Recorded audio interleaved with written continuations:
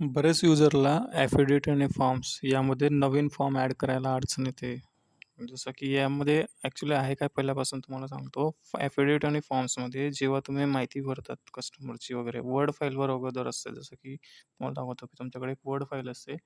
Word फाईलमध्ये तुम्ही सगळी माहिती भरलेली असते आणि जेव्हा कस्टमर येतात त्यानुसार तुम्ही इथे त्या ठिकाणी कस्टमरचे नाव, जसं की हा एक के-वाय-सीचा फॉर्म आहे. के-वाय-सी प्रमाणपत्र आहे जे बँकसाठी वगैरे लागतात. तो वाला अर्ज आहे.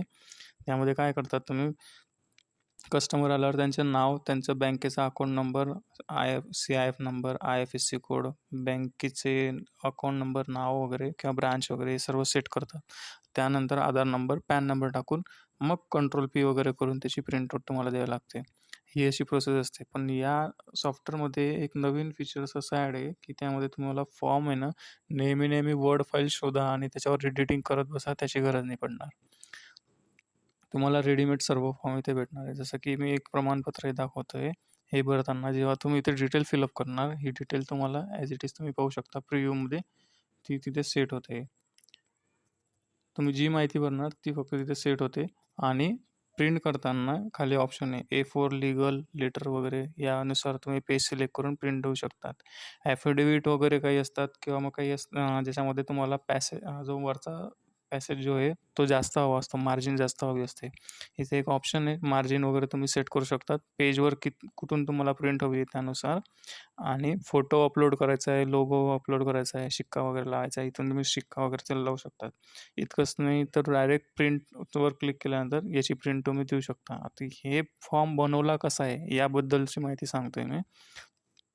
या फिल फॉर्ममध्ये अगोदर तर एक क्रिएट टेम्पलेटवर क्लिक करायचं. क्रिएट टेम्पलेटवर तुम्हाला या ठिकाणी एक वर्ड फाईलचं भेटेल. जसं वर्ड फाईलमध्ये तुम्ही सगळे डिटेल फिलअप करून ठेवतात, त्या पद्धतीने ते डिटेल फिलअप करता येते. याला मी मोठं करून घेतो इथून, म्हणजे प्रॉपर दिसेल. बऱ्याच वेळा काही कस्टमरकडे मोठे फॉर्म असतात, की जे टाइप करायला बराच वेळ लागेल, अडचण होईल आणि मी जसं म्हटलं, की स्मार्ट प्रिंट सॉफ्टवेअरमध्ये बरेचसे कामं स्मार्ट पद्धतीने झाले पाहिजे. यासाठी एक ऑप्शन याच्यामध्ये आहे, फाईल अपलोड करू शकता तुम्ही. तुमची जी वर्ड फाईल आहे ती ॲज इट इज इथे जशीच्या तशी अपलोड करायची आहे. डेस्कटॉपवर एक ई-के-वाय-सी म्हणून आहे, ही के-वाय-सीची फाईल आहे. हिला अपलोड करतोय. अपलोड केल्यानंतर पहा ती फाईल तुम्हाला इथे दिसेल.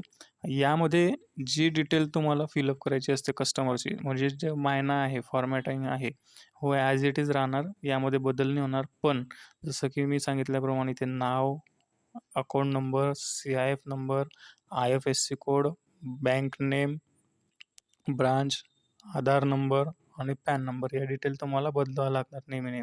तर याला आहे ना, ओपनिंग ब्रॅकेट आणि क्लोजिंग ब्रॅकेट ठेवायचं आहे. ओपनिंग ब्रॅकेट, क्लोजिंग ब्रॅकेट कोणता? स्क्वेअर शेपमध्ये, डबल स्क्वेअर शेपमध्ये ओपनिंग ब्रॅकेट, इथे क्लोजिंग ब्रॅकेट हा तयार करायचा आहे.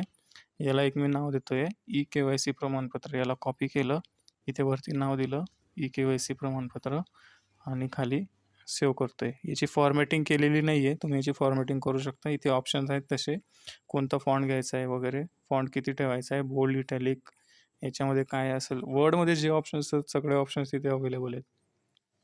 सेव्ह टेम्पलेटवर क्लिक केल्यानंतर ई-के-वाय-सी प्रमाणपत्र इथे सेव्ह झालेले आहे.